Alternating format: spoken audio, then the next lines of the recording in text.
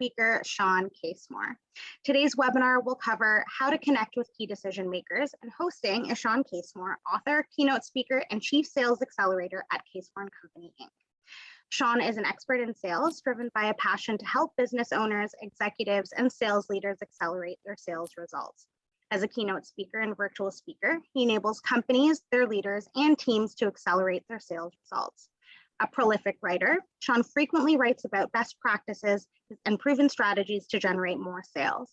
His insights can be found online in publications such as Fast Company, Plant Magazine, and Inc. Magazine, to name a few.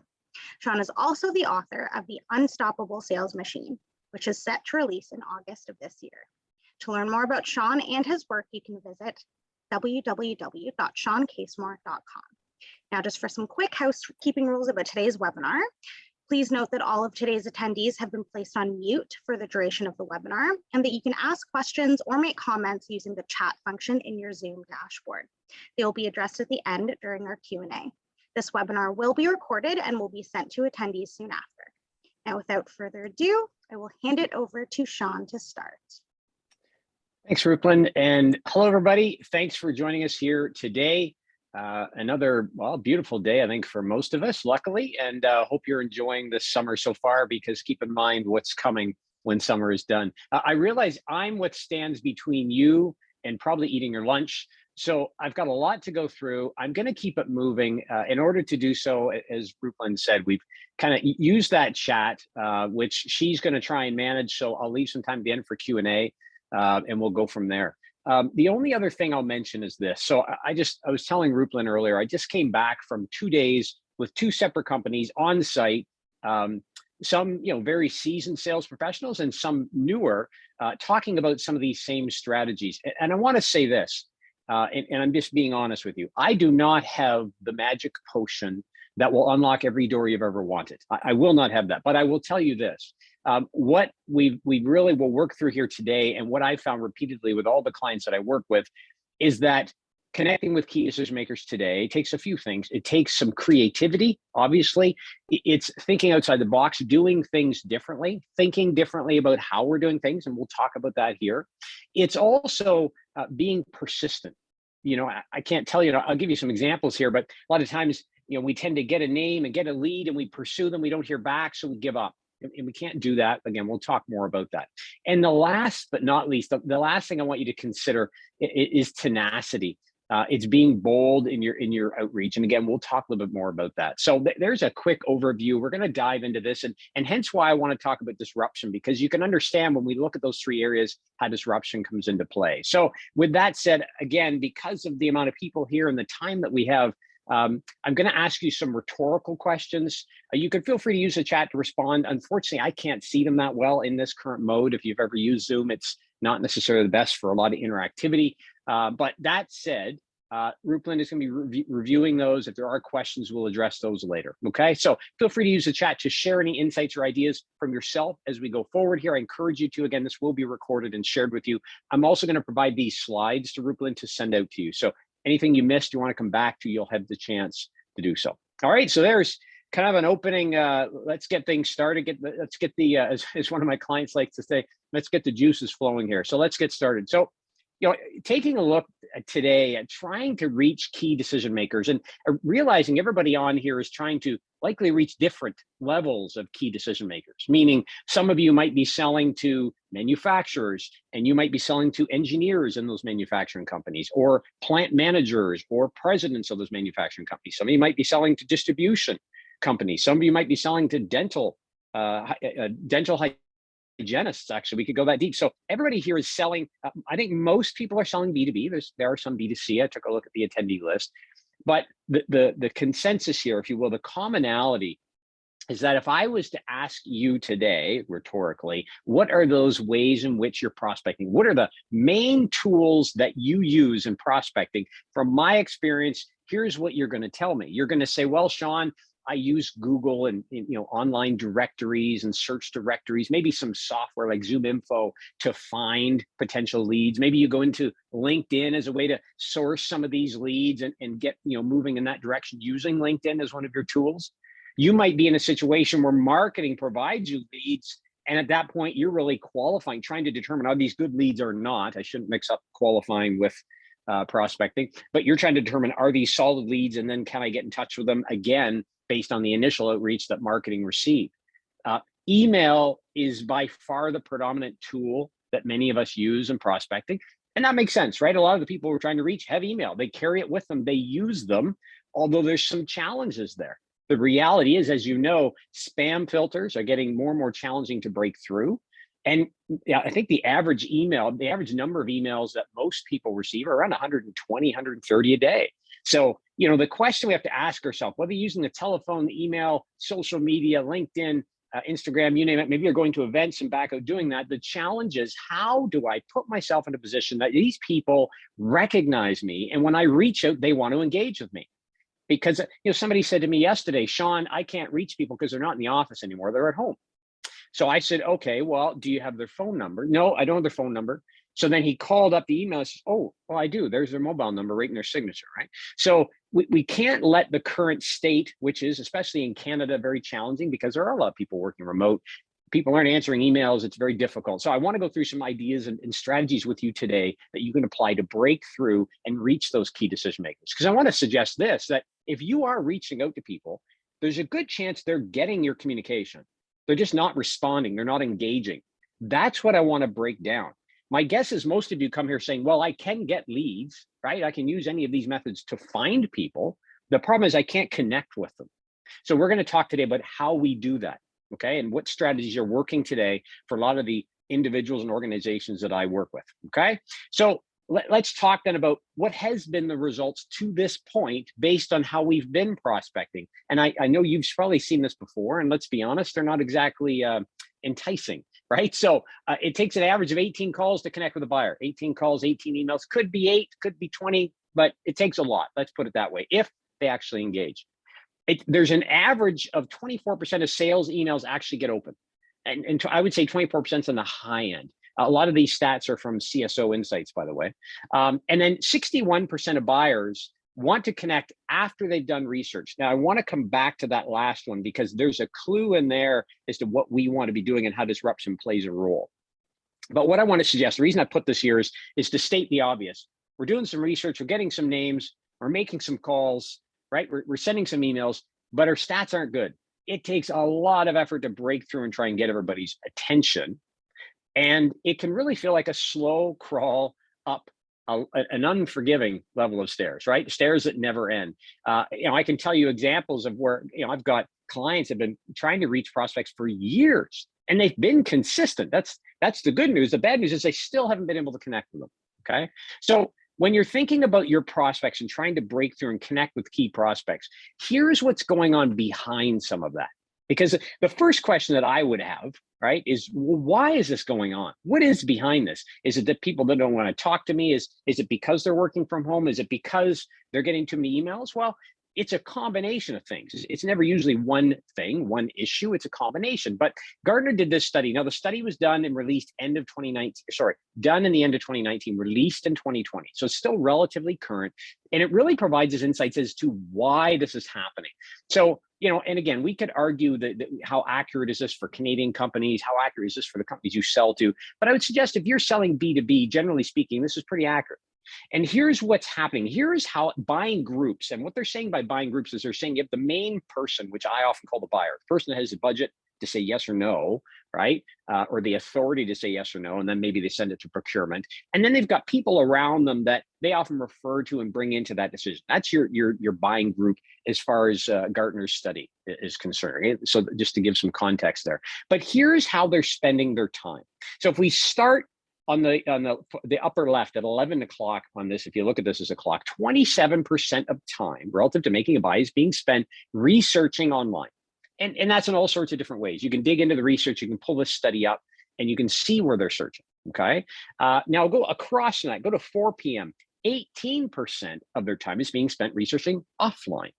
And then at 3 o'clock, 16% is being spent in other ways. So online's pretty straightforward. Offline, what might that be? Well, it's pamphlets, it's brochures, right? It's and when you get to the 16%, it's attending events, it's maybe talking to peers. But if you add up 27, 18, 16, I think you come up around 61%. And so what this is really suggesting is, gee, our buyers are spending a heck of a lot of their time researching, right? And that research, according to the study, is happening before they engage with us in most cases. And I'll break that down for you in a minute.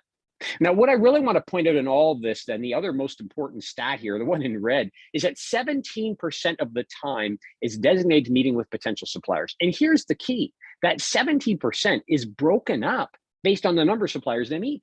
So if they meet one, it's 17% of the time. They meet two, I'm not the best in math in the immediate moment, but let's just say it's about 8, right? 8% of that time is what I would get. And obviously the results of that are, if they're doing research, depending on where they're at in the research stage, it can definitely influence my ability to sell, okay? More yet, it can influence my ability to break through and connect with them. Now, here's what I mean by that. If you take a look at this next slide here, right, and take a look at the typical buyer journey. Now, this slide, I threw this together. It's not really sexy. Apologies for that, but you'll get the point. The study, when you look into it, it breaks down how those buyers, if you take a look at that percentage, where are the buyers, where do they want to connect with us in sales? Okay, so according to that same study, 19% of buyers want to connect at the awareness stage, meaning at the stage like, oh, I became aware of your product or your service, and I want to talk to somebody about it. I want to learn more about it. I want to see if it applies to me. Okay, 61% want to engage after they've done some research.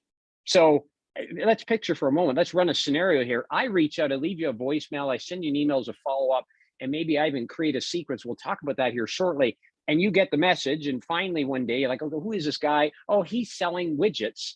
Widgets, interesting. We haven't looked at our widgets for a while. Okay, well, I'm going to ignore him until I get some time to do some research on what other companies are selling widgets. And then once I get that research done, I'm going to connect with this guy and bring him into the loop if it makes sense to do so. That's what's happening with 61% of buyers. So even if I reach out to you, I might not hear from you, but I've triggered something. And we'll talk about that here in the next slide. Last but not least, 20% want to engage once they've decided. So they've done the research, right? And now they're like, okay, I'm ready to go. You're one of the 3 I'm going to talk to. Okay. We don't even get a chance to influence that. We're either in or we're out. I can tell you and this used to play out a little bit. I cut my teeth. I think that's the saying, selling cars a long time ago, almost 30 years ago. I am old. That is old. Anyways, long story short, what happened back then, you could see this in play at the dealer's lot, right? Now, we didn't have online those days. You didn't even have cell phones those days. That's how old I really am.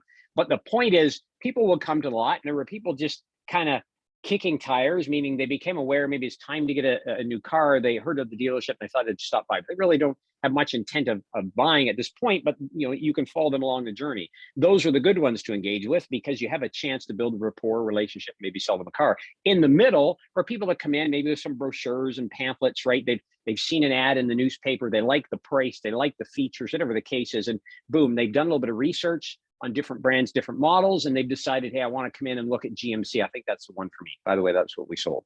And last but not least, there's those that have said, look, I've test drove other models, I've looked at all the stats, and boom, I've decided I want to buy a GMC truck. Let's go into your office, give me the numbers at the match system, signing up. And those things would happen. The difference was 20, 30 years ago, there wasn't all this ability to research. I mean, you literally had the newspaper, right? You could look into the newspaper and see the ad there, or you could come to the dealership, or maybe you get a flyer in the mail. And that was about it, right? Unless you went to the car show maybe and stumbled across a GMC there. That was it. Now you have all of those things and all of the different sources online. We are inundated with information. Hence why I believe, this is just my opinion, why so many people are diving into research. There's so many options out there, right? It creates this paralysis that we have to do more research to make sure we're making the right decision. Now, there's other factors at play, but I think it's important to mention this. So buyers then are very selective when they engage. Now, this is important to understand when we're prospecting, because my point in sharing this is you never, ever, ever, ever want to give up. Don't ever stop, because you don't know when you're trying to connect with somebody, where are they at? Which of these 3 buckets, or maybe somewhere in between, are they falling in? Maybe they're still, you've triggered something at the beginning, you've made them aware, but maybe they're the people over here in the decide stage. So when they became aware of what you sell because you reached out or connected with them or shook their hand in an event, right? And then they never got back to you, maybe all it did was trigger them to start doing some research. So it doesn't mean you're out of the loop, okay? So as I'm mentioning here, if you summarize what's happening then, buyers are researching your products and services, in some situations already, okay? And they're just, you're going to fit into this based on, they might find your company or you and reach out and engage, or they might not reach out till later in the process once they've decided whether you're in or you're out. Buyers, sometimes when they hear from you, you kick off research. They're like, oh, that's a good point. Let me look into that. And they're not going to get back to you, right? Because they've started this research, and their intent, whether it happens or not, is I'll get back to you later. And sometimes buyers will postpone. They hear from you, like, oh, interesting. I need to do some research here. Now's not the time. Too many other parties. I'll reach out to Sean next year when I get around to this. So my premise of sharing this information with you is that don't ever stop outreach. Don't ever assume that because you haven't heard back that it's over and it's dead. It's not. We just don't know where our buyers are at in this journey, and therefore it behooves us to continue on. But there's a risk in doing that.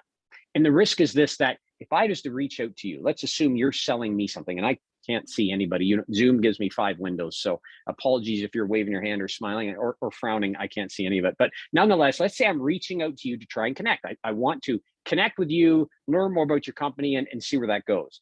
I reach out.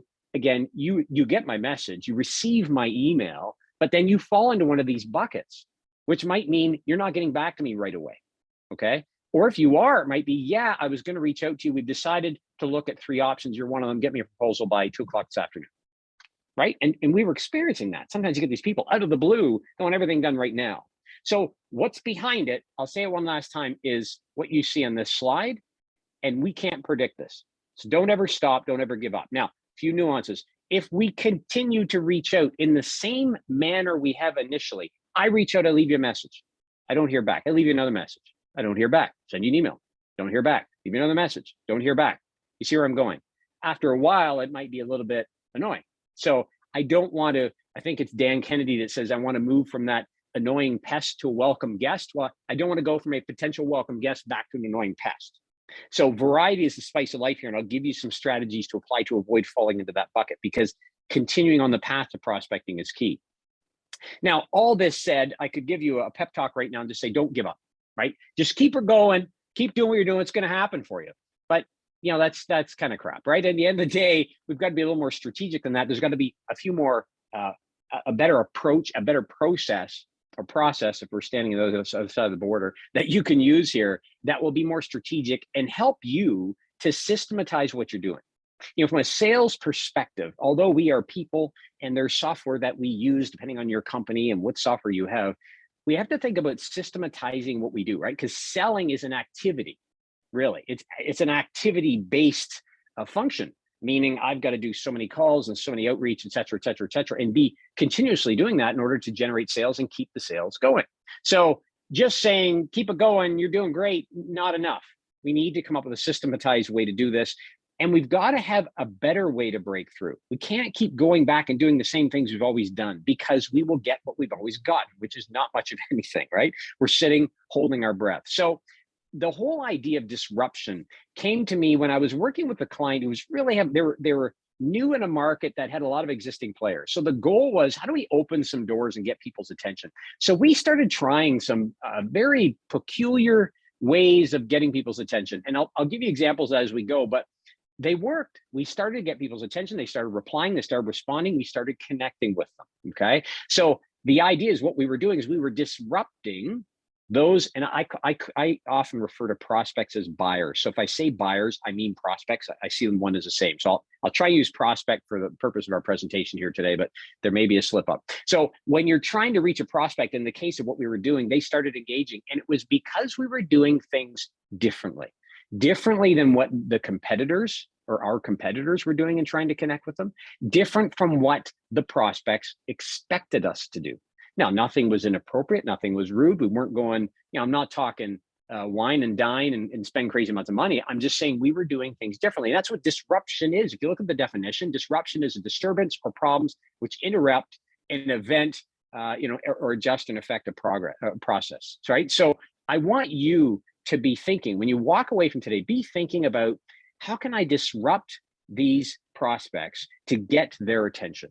How can I be disruptive? What can I do differently that allows me to stand out and get and keep their attention? Okay. So What do I mean by that? Well, how can we disrupt? Okay, and again, everybody here, we've got a lot of people in different industries, so you're going to have to consider for each of these ideas we talk about today, some of which are on the slide, some of which I'll just present you here and talk about, but you've got to be thinking about what's applicable in my industry. But do not dismiss something because you say it will not work here, right? If you think back to some of you I saw earlier, you're probably around my age, you recall when banks began drive-throughs, right? That is, there was restaurant drive-throughs and then bank drive-throughs for the most part, right? That was kind of the order of importance. Well, where do you think the idea came from? Banks said, hey, got a lot of people, we're only servicing them during certain hours. We don't want to run 24/7. What else can we do to offer them service? Because they want you taking money out and putting it in, because then they can charge you fees, right? So they earn money. Hey, look at this restaurant, right? They have a drive-through. We could do that. So you never want to dismiss what's working in other industries. You always want to be asking yourself, can I make this work for me? Can I take this approach, this process, this strategy, and apply it in my market? And if nobody else is doing it, that's not necessarily a bad thing. It may allow you to disrupt, right, what your prospects expect of you. So how can we disrupt? We want to think about engaging differently than our competitors. I just said to somebody yesterday, he said he was trying to reach this prospect, hadn't been able to reach. They had an initial very brief conversation when he called. He sent a follow-up email to book a meeting. And then it's been, emails and calls and nothing ever since. So I asked him, I said, well, let me ask you a question. Is it fair to say there are probably your competitors also reaching out to this person? He said, oh, absolutely. I said, okay. How do you think they're reaching out? He said, well, probably the similar to I am, right? They're probably sending some emails and maybe making some phone calls. I said, okay. So the question I have to ask yourself is, they're seeing you, they're probably bucketing you into the, yeah, I'm not ready yet to talk to a supplier or a vendor, right? So how do you stand out, and put yourself above the crowd? Do something that is different and unique. And again, I'll give you examples of this in a minute. So we also want to provide, when we do get the opportunity to share with the buyer, send an email, leave a message, etc., we want to provide insights and information that accelerate their research. If you go in with the mindset that, okay, I'm going to reach out to Joe, I'm just going to pick random names here. I'm going to reach out to Joe. Actually, I'm going to reach out to Tony because I see Tony's name. I'm going to reach out to Tony. We've never spoken before. I know I could help Tony. I know he's the right title, the right, I'm pretty sure he's the right individual. So when I leave Tony a message, I can say, hey, Tony, it's Sean. I'd love to learn more about your company. Give me a call back, right? I could say, send an email, says something similar. Or I could ask myself, well, when I call Tony, there's a chance I might trigger research. He might already be doing research, or he may delay doing that research until, delay talking to me until he's done his research, right? So based on that, can I provide some information that Tony might not trip over when he's doing his research? An example, just a random example, if you're selling equipment and your equipment has a faster run speed than the competitors, there's something that if your prospect was doing research, they might not stumble across. So then how can I share that piece of information when I'm doing outreach, So I might leave a message and say, hey, Tony, it's Sean. Not sure if you've ever considered buying, and I'll just make this up, right? A widget machine, but I'm pretty sure you probably have one. And ours has the speed record for fastest output out the back end in North America. I'm going to send you some information. I'd love to talk to you more about how that might help you, right? Reduce downtime, increase throughput, et cetera, right? You guys, everybody here knows that side of this. I won't go into it, but you get my point, right? If they're going to do research, can I share something with them that ultimately speeds up that research and helps set me apart from my competitors, okay? The other thing you want to consider in being disruptive here is, how can I be provocative in sharing that information? So provocative is quite simple. It's not being offensive. It's not being rude. It's saying things differently than what others say them. So if everybody says, relative to what you're selling, let's say you're selling medical equipment, okay? And your medical equipment's been around for years, and everybody is, there's a lot of competitors that maybe have medical equipment that's is similar to yours and even better. Maybe it's newer. It's got some newer designs. You're like, oh my gosh, I'm dragging around this cement block, right? I'm trying to sell this, and it's at the same price as the competitors, but theirs is clearly better. Well, before you get to that, because that's a whole nother conversation, I still got to get people's attention. And the risk is, if they go online and check out my medical equipment, they might see I'm not the best, the fastest, the highest quality, right? There's a risk of that. So what can I say relative to any interaction, any communication I have that is a little bit out there? So as an example, I might say, again, I'll just use leaving voicemails because I'm not going to ask you to type out emails here, but ultimately there's different ways to communicate. We'll talk about that in a minute. But let's assume for a moment I'm leaving a voicemail. I want to be provocative. I might say, I'm going to use Henry's name now. Henry, I just wanted to reach out. There's a misnomer in medical equipment that your equipment should be fast. That's actually not the case. If you have a minute, and if you're considering buying an XYZ machine at some point in the future, I'd love to just tell you why speed is not the most important factor and how ours stands out. Now, again, that's a little pitchy, but you get my point. We want to take disadvantages and spin them, or we want to take advantages that our competitors might have and spin them.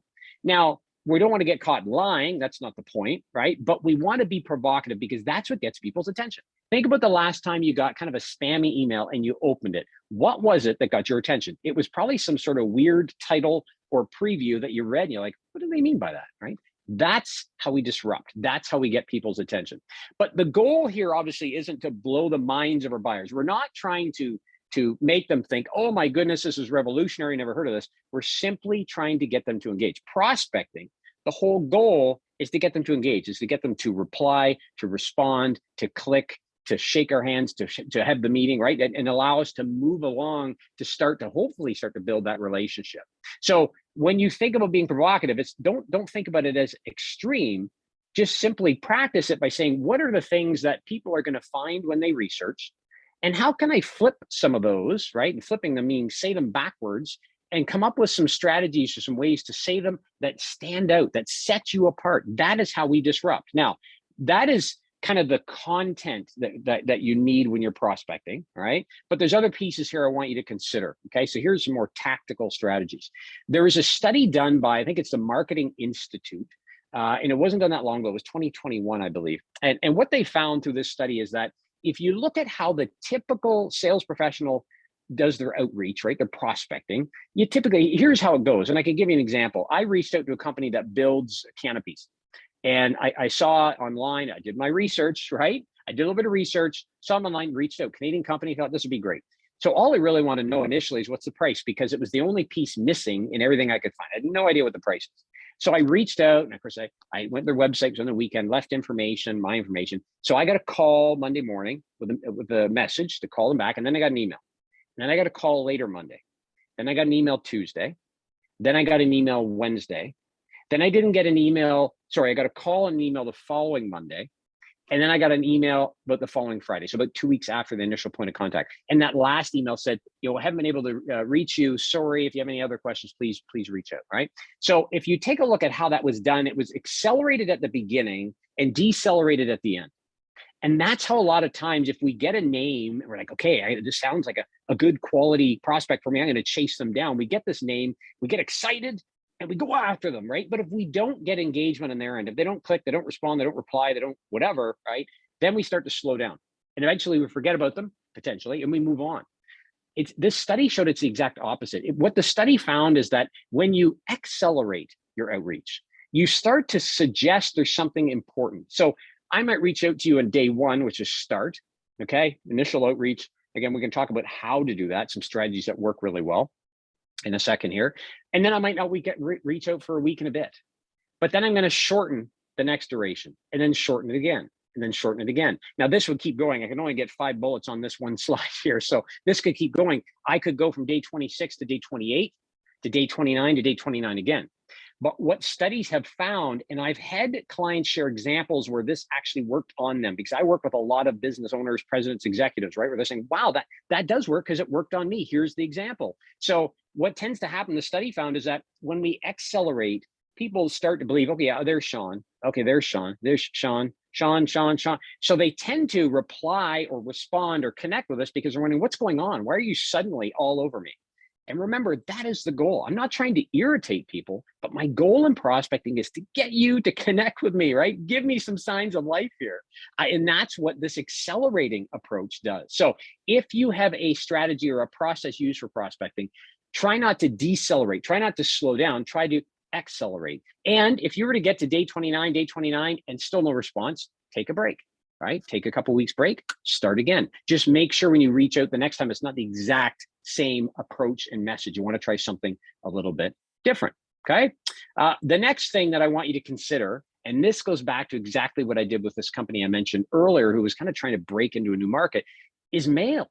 So we often think of mail as a marketing function, but I want you from a sales perspective to think, if you want to stand out, you can send mail.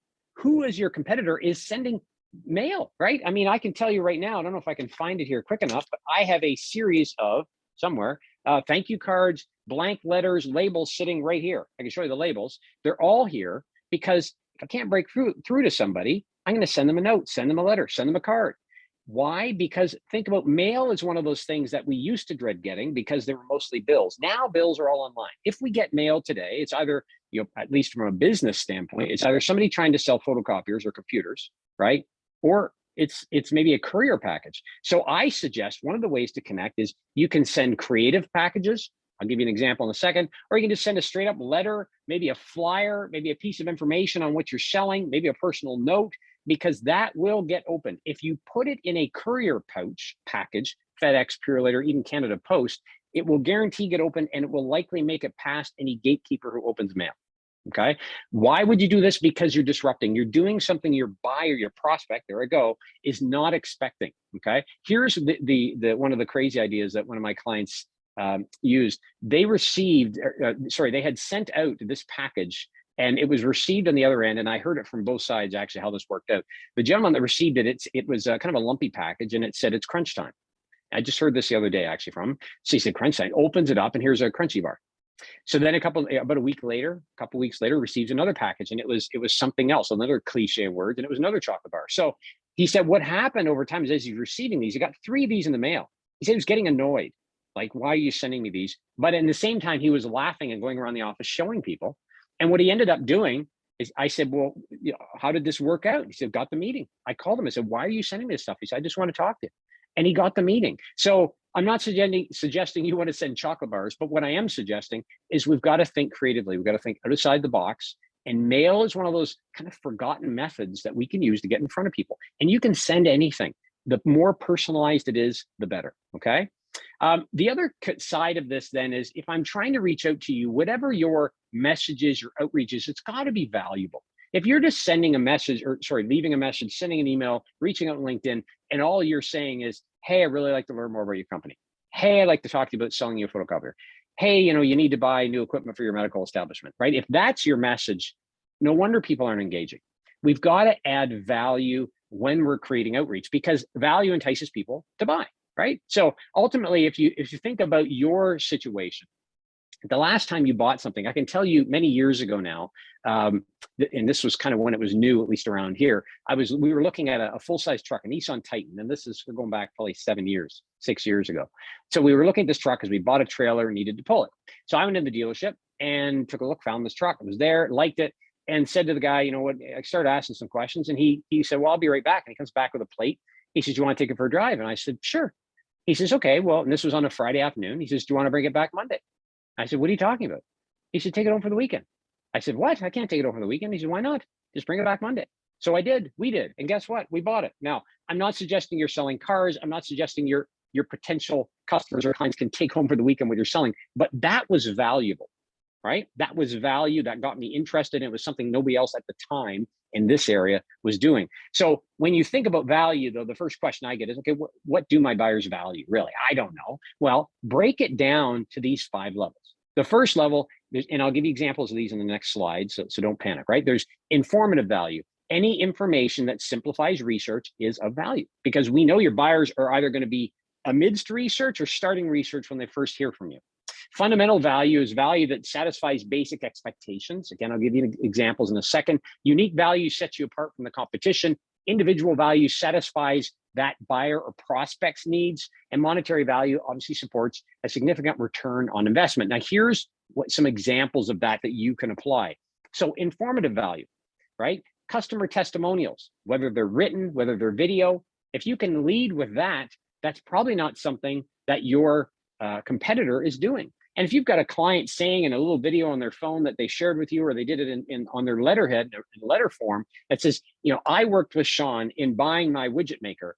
And I have to say, Sean, it was the best experience with Sean. He answered all of our questions effectively and got us the best possible price. right? That is going to go a lot longer than me reaching out saying, hey, you want to meet? I got a widget maker to sell you, right? Reports that you can provide, explainer videos that you can provide, case studies, samples, demonstrations, right? An example of this would be, we've all been to Costco. Why do you think they share samples? Typically at the end of the aisle where they're selling the product, right? It's to inform you about the product with the intent of selling you the product. That adds value. I can go there and have lunch, cost me nothing, except about $300 and some because I end up buying all the stuff that are samples, right? Fundamental value, what is that? Well, fundamental value examples are value of price, right? Are we good? Are we solid in the market because of the price that we offer? Social value is becoming more important today. I just had somebody say yesterday that one of their customers is starting to ask about how they're achieving net zero in their company. And this is just a small company that he has. He's like, well, now we got to think about this whole another level of how we achieve this. And I said, yeah, but if you can pull that off, then your salespeople can go out and start to tell the world about this because you'll be ahead of your competitors. And that's valuable. That's something you can lead with that might get some customers' attention.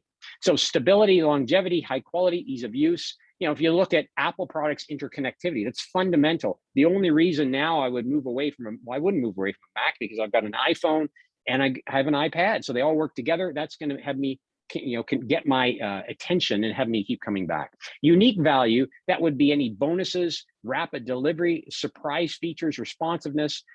Casper Mattress, which is one of the first companies to ship mattresses door to door. Actually, I think a Canadian company, if I recall. They realized that although their mattresses were really comfortable, they still had some customers who were insomniac. So they created the InsomniBot 3000. And if you're a customer, you go to their website, you can log in. This InsomniBot, I don't know what it does, but apparently entertains people that can't sleep. Right? That's valuable. It's unique. It stands out. Nobody else has that. And if I'm an insomniac looking at a mattress, which is probably the last thing I want to look at, but my spouse or my partner wants to get one, I'm going for the company that can entertain me. Casper gets my attention because that's valuable. Individual value is personalization, right? Status, stress relief, problem resolution. Too many of us, when we are doing prospecting, take an email and we cut and paste, cut and paste, cut and paste, cut and paste. We change the name and that's it. You've got to make sure any communication you send, voicemail, email, LinkedIn messaging, anything at all, whether you're sending Vidyard, videos, anything, that has to be personalized. Monetary value is obviously value for the investment. And then unexpected value is stuff that you can add in, any bonuses, personalization. When I bought my first Volkswagen many years ago, I was shocked to find a little steel tin in the trunk with a chamois. I still have that today, right? That is something, I've had a lot of cars. I've never had that. And that was something that was really of value. Now, the question you have to ask yourself, I'm giving you examples that you may have experienced here. The challenge is you have to look at what you're offering the market, what you're selling, what your competitors are doing, and come up with your own list of what you can provide that's valuable, because that is what gets people's attention, right? I want to disrupt. I want to be provocative. I want to stand out what I'm saying. I want to help with that research and accelerate that along. But I also want to be making sure I'm adding value, because that's how we connect with people today. Amidst a world of so much competition, so much information, those that add value and are helpful to me, right, are people that I pursue. So again, a question that you can consider, I won't do this in chat right now, but you need to be thinking about everything we've talked about in the last little bit here. Which of these methods makes sense to you? I'm not suggesting you use all of them, but pick one to pursue. Can you be more provocative, and what does that look like? Could you add more value in each outreach, and what does that look like? What is the different value you could offer? Okay. So the other piece of this that I want to mention is you should still expect delays. And here's why. When I started working in grocery, I was 14 years old, and there was literally two kinds of Cheerios. There was yellow box regular Cheerios and Honey Nut Cheerios, and you had about 2 to 3 sizes of each. I think there was 3 sizes of the yellow box and 2 sizes of the other. This is how many different flavors of Cheerios there are today, never mind the size. So what's happened and we mentioned this earlier, is that a lot of buyers, a lot of prospects, there I go again, really face analysis paralysis. There's so much information, there's so many options to them that it's very difficult to make a decision. And the predominant number of buyers, of prospects, tend to use a buying group, meaning they tend not to necessarily make decisions on their own. Regardless of what they're buying, they bring others in, right? So when they bring others in, that's when they create this buying group. And that Gartner study, same study I mentioned earlier, found is what that looks like. So if you find this overwhelming, can you imagine the person that you're trying to sell to, how they find this? But what's the result of all this? Well, ultimately what's happening is there's all these people involved in the buying process, which means that if we do get an initial engagement, or we do send some information, we do reach out with something provocative, we may not hear back. Why? Because, and sorry, I skipped over this by accident, because the typical buying group, especially for a complex solution, involves 6 to 10 decision makers, 6 to 10 people.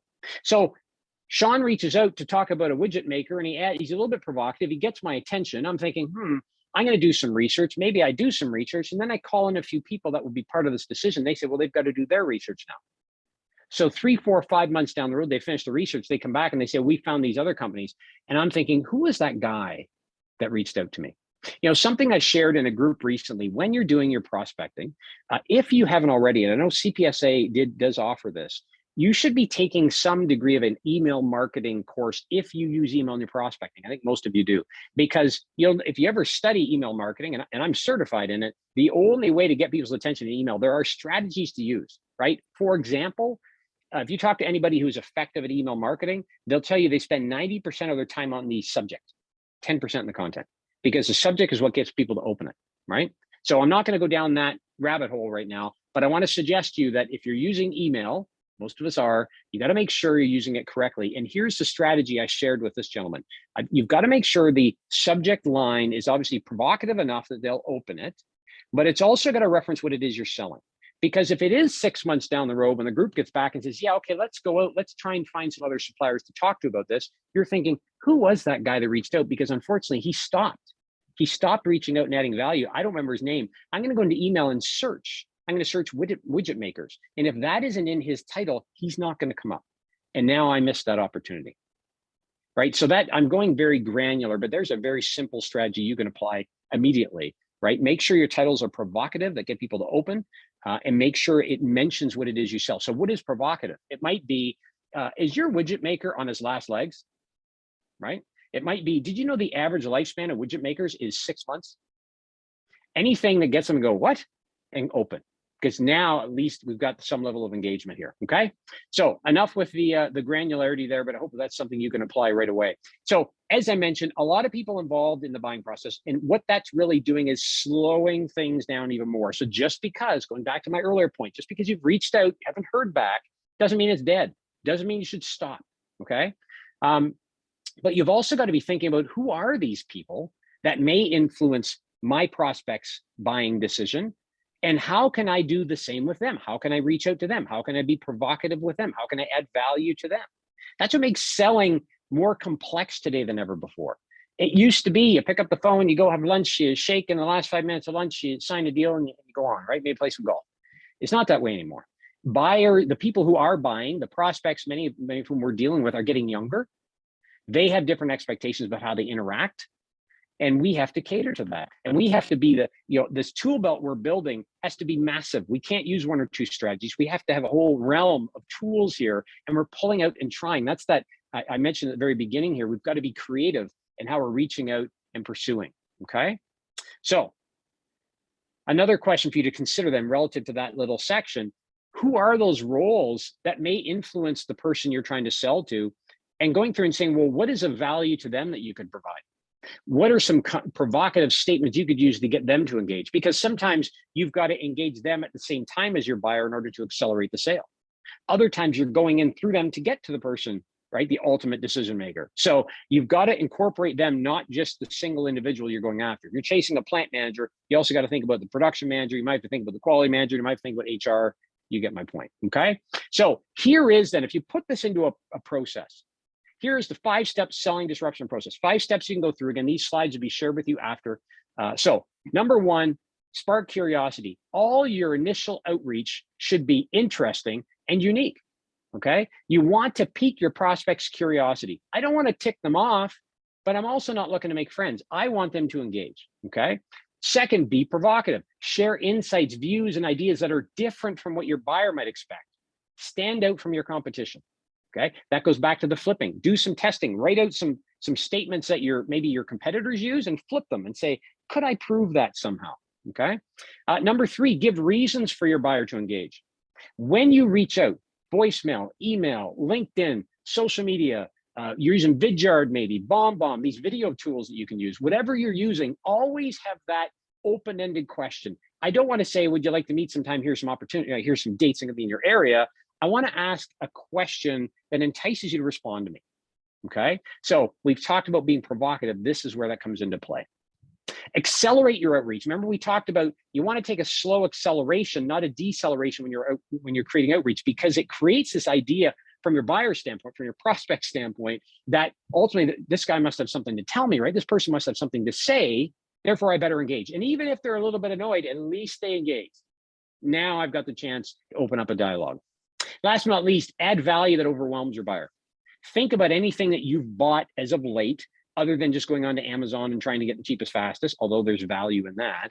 And you want to ask yourself, how can I add value? How can I be different? How can I support my buyer, the buying group that makes a decision around what I sell, that they're going to find so valuable they can't help but engage with me. They can't help but want to work with me and work with our company and buy what it is we have to sell. Now, if you're sitting here thinking, okay, some of these things, some of these techniques, strategies make sense, right? But how do I make the switch from what I'm doing right now to using more disruption? What you have to think about is this: your goal in prospecting is not to sell. I'm not here to sell. I'm not going to sell, right? Not at prospecting. My goal is to get my buyer's attention in prospecting. That's it. If we keep the goal simple, what we'll find ultimately is that we can, then once we get their attention, we can move to the next stage in our pipeline or in our sales process. Okay. But I got to get your attention. And if I'm telling you something here you already know. If I come off too salesy, probably nobody's going to engage. If I come off too soft and it's not clear why I'm reaching out to you, nobody's going to engage either. So my goal, and I just said this to somebody yesterday, they were talking about prospecting at an event. And I said, well, keep in mind, your goal is to get contact information and an agreement to have a further meeting. It could be that night, it could be next week, but that's the goal. It's to connect with people, get their attention, and have an agreement to meet again. So if you use that mindset, sometimes it changes our views around what prospecting really is. We're not going in trying to sell everything and getting off the phone going, I've made 20 calls today, I couldn't get a hold of anybody. Well, were you provocative enough? Did you poke around a bit, do some different things to try and get their attention?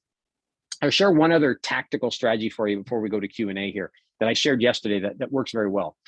Let's assume for a moment that you've reached somebody initially, had a quick call, maybe they responded to an email, maybe they connected through LinkedIn with you, and then they died. That was it. Didn't hear anything back. They didn't die. That shouldn't say that, but you didn't hear back from them, right? It was dead at that point, and you've tried and tried and tried. You've accelerated, you've decelerated, you've tried. Nothing seemed to work.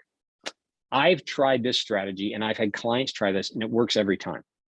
You try one more time, right? And if you're trying to do an outreach old school way, if that works best for your market, I would suggest if you're going to use email, call first with the intention of leaving a voicemail. And in the voicemail, mention I was going to send you an email. I just wanted to reach out first, put a voice to the name. Then you send your email. That gets a 50% increase in open rates of those emails. That's kind of section one. Section two, if your buyer demographic is such that they're younger and they're in, you're finding LinkedIn or other social media is the best way to reach them, use video if you can, right? LinkedIn just launched where you can send emails and put video into them. Now, I don't suggest you put that in your connection, but if they connect, that's the next message I'm sending is a quick personalized email, not one I copy and paste, one I actually make for them, okay? So make sure if you're using social media, you incorporate video in your strategy. And last but not least, if you're stuck and you're not hearing from anybody, you're being ghosted, you're getting really annoyed, send this email. The title says confused, that's the subject, confused. And the content says, hey, Sean, don't call it Sean, but you know what I mean? Hey, Sean, when we last spoke, you wanted to XYZ, right? You wanted to meet next Thursday. You wanted to discuss whatever it was. Unfortunately, we haven't been able to connect since. That's the second line. Third line is, was it something that I did or didn't do? Question mark. Then put your signature. That's it. It's all you put. I found that gets about an 80% open rate and response rate. And the reason why is it applies to people's emotions. You see, that's the thing about prospecting. Our goal is to get people's attention. Yes, they sometimes see us as annoying, but at the end of the day, we're here to help. We just want to help. And if you put it in the context of, was this something I did? Most people will say, well, no, I know you're just doing your job. So there's a little tip for you. If you're getting ghosted, you can try that email and you can let me know how that goes. Okay. So I mentioned, or actually Ruplan mentioned at the beginning here, I've got a book coming out. It's supposed to be printed and available July 27th. You can pre-order it now on Amazon. Now, I'll warn you, if you go to Amazon, you'll see they've got the hardcover. They do not want to sell the hardcover because it's $156. But they've got the paperback, and Kindle is available for pre-order. Feel free to get a copy. And if you do decide to get one and you want me to personalize a copy for you, just reach out to me and I can probably just get you a second copy personalized. If you pre-order and reach out or send me your receipt or something, we'll figure it out. I'll sign another copy and send it over to you. Okay, so with that, I'm going to turn it back to Ruplan for any questions that may have come up. Thanks so much, Sean. I'm just going to go ahead and include the link to your book first and foremost into the chat there if anybody would like to check it out. And again, please feel free to use the chat function of your Zoom dashboard to enter any questions you have on today's content. We have one here from Darren. What were those video programs that you mentioned to be creative in the outreach process? You mentioned a few there, Sean. Yeah, so I think it's a Canadian company. It's Vidyard, VIDYARD. Similar but different product is BombBomb. And those are known to be videos that you can easily connect to email. So you can load the software or the app on your phone, create a video, and then put it in your email and send it. Now a warning, I'm not I gave the example using that in LinkedIn. I'm not a fan of just sending cold videos to people I don't know. I use that as either a follow-up to an initial conversation. So if I do reach, let's say I call Ruplan answers, she's clearly doesn't want to give me the time to talk right now, but I make her talk and I try to get her to commit to another meeting. And then I follow up with her. That follow-up would be a simple video to say, hey, Ruplan, really appreciate you giving me a few minutes to talk today. Looking forward to speaking with you again next Friday at 10 a.m. And then of course, I'm trying to get that meeting secured, right? So that video tool to me is something that once I've had some level of contact with you, I'm using that to try and accelerate the trust in the relationship. Thank you, Sean. That's great. A good one here. What in your career has been the biggest success story in disrupting the process to get your prospects' attention? Wow. The one I mentioned earlier about the direct mail, using it's otherwise called lumpy mail sometimes, was surprising to me. I didn't think sending some chocolate bars would get anybody's attention, but it did. And I guess in retrospect, right, it meets all the criteria of disruption. But the other thing that comes to mind, I actually did some coaching of a client's employees on site in Mexico just before COVID. We actually obviously stopped at the beginning of COVID. So for the entirety of 2019, I was traveling to Mexico. We were visiting different sites, and I learned very quickly there that WhatsApp is the predominant tool to communicate. So they have email, they use email, but they're probably not going to read it. But when you sit down with a prospect in Mexico, as an example, the first thing you say is, hey, what's your number? I'll send you WhatsApp. And they give it to you. So I started testing that back here from a standpoint, if you're at an event and you meet somebody quickly and they say, or you say, right, you want to go with the business card idea. I don't carry business cards. I don't suggest my clients do. I suggest they say, oh, I'm out. Do you have one? And I'll send it to you. And most times today, people say no. What I say is, well, no problem. I can just send you a quick email. What's your email? Or if you really want to go for it, you can go for their text message. So I found more clients have had success with that at recent trade shows, PDAC being one of them as an example, that have started to happen here again in Canada, is a great way to get direct contact information in the moment. Because again, a business card's a business card. If I can get your number, to be able to send you a text, and I'll send it while we stand there. I'll say, okay, Ruplan, what's your number? Great. I'll send you a text. You got it? Excellent. Okay, we'll talk to you again soon. It takes 2 minutes, and now I have a direct line. So that's one of the simple strategies that my clients have been using lately at events that have really disrupted how they're able to connect with people. Thanks, Sean. So this one is on the topic of mailers. Are mailers less effective right now as most people are working remotely and not in office?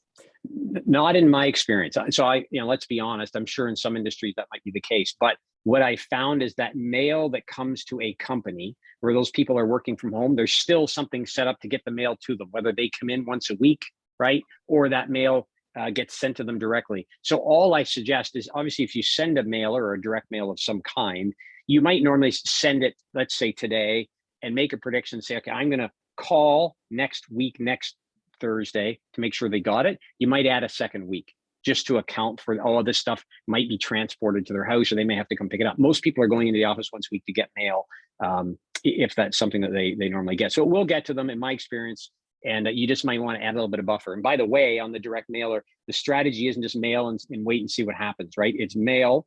In the letter, you mentioned a follow-up. You do the follow-up. That can incorporate both phone and or email. And the goal there is obviously to be provocative in both of those in order to get their attention and get the meeting. Thanks, Sean. A great one here from Anne. Would you recommend a video follow-up for trade show leads? Yeah, I think and I was actually going to mention that if you I'll say shaking their hand. I don't know, COVID days, maybe it's fist bump, who knows, right? Maybe we could all be doing this. But I think if you've connected with the person face to face, right? Hey, how are you? Nice to meet you, right? Oh, and then on you go. That's enough. That's enough for me to say, I'm going to send a video because you've seen my face. You'll recognize it when I send the video. If I get you on the phone and I'm trying to go to a meeting and I'm sending a fault, you get me off the phone and I'm trying to send a fault, I send a video because, again, you'll recognize my voice. So to me, that's kind of the criteria is I will send a video if it connects something you've connected with on me, my voice, my face, right? Then okay, I'm going to send the video because it's just going to help me warm that relationship up. But if I just communicated through email, and in fact, I may still use it in an email, but I want to have that initial. So maybe you've replied to my email. Now we've had that initial point of contact. I may use a video at that point, but it would be a little bit different. It would say, hey, we've been talking through email. I just thought I'd put a face to the name. Really appreciate your time, your response, and looking forward to our meeting next Friday. So just a little bit of nuance as to when and how, but absolutely short answer to your question. Thanks, Sean. I think our last question for today, how do you accelerate the process without getting discouraged when there is a delay? Yeah, I think the key is, and I had this noted, and so I'm glad somebody brought this up. If you think about this tactically for a moment and think about how do I implement something where I don't lose track? Here's how I suggest you do it. Most people here today probably have a CRM. What I suggest you do is in your CRM, and you create your own little system, and I would carry my board over, but it's way too big and we don't have time to do that. Basically, come up with your touch point strategy, right? You've heard that. Here's my 20, 12, whatever it is, number of touch points. Here's what I'm going to use. So step one might be I'm going to reach out and connect on LinkedIn. Step two might be I send them a message on LinkedIn and I make a phone call that day. Step, whatever it is, whatever your sequence is, and maybe it starts with mailer, right? You decide. Once you've got that laid out and you've got a number assigned to each step, then when you find some companies, let's say you find 5 companies, you upload them to CRM or in a spreadsheet, doesn't matter. I just take the comment box or the notes box and I add the number of the stage I've completed. So I put 5 companies into my CRM and I take step 1 with them. I just go into the comments, the notes, the activity, whatever works for you. It's on the spreadsheet, just a column, and I put number 1. That way I can set reminders to move to step 2 because I'm already in CRM. And I know if I go into them and I'm confused, where did I leave off? The number tells me. So it's a simple way to keep track of what you're doing. It's a simple way as sales professionals, we can systematize this without, trying to go and say, oh, we need new software and all this, and it's not going to happen. Keep it simple, but put a system around it. Thank you. Thank you so much, Sean, for such a great and insightful webinar. I think everybody has something to take back to their desk after today's webinar. So thank you so much. Thanks so much to everybody who's joined us today. I did want to close off by saying that I've entered the link over to Sean's new book into the chat. If you'd like to click the ... there, you can save it and have access to that link a little bit later on. And our next webinar is taking place on July 26th. This webinar is going to be on building your perfect value proposition with our accredited partner, Agnes Lan at Change Connect. So head on over to cpsa.com/events to view our next and upcoming workshops and webinars there. Thank you so much to everybody who's joined. And again, Sean, thanks so much for presenting today. Thanks, everybody. Thank you, Rupalyn. Appreciate it. Bye, everybody. Have a great day. Take care.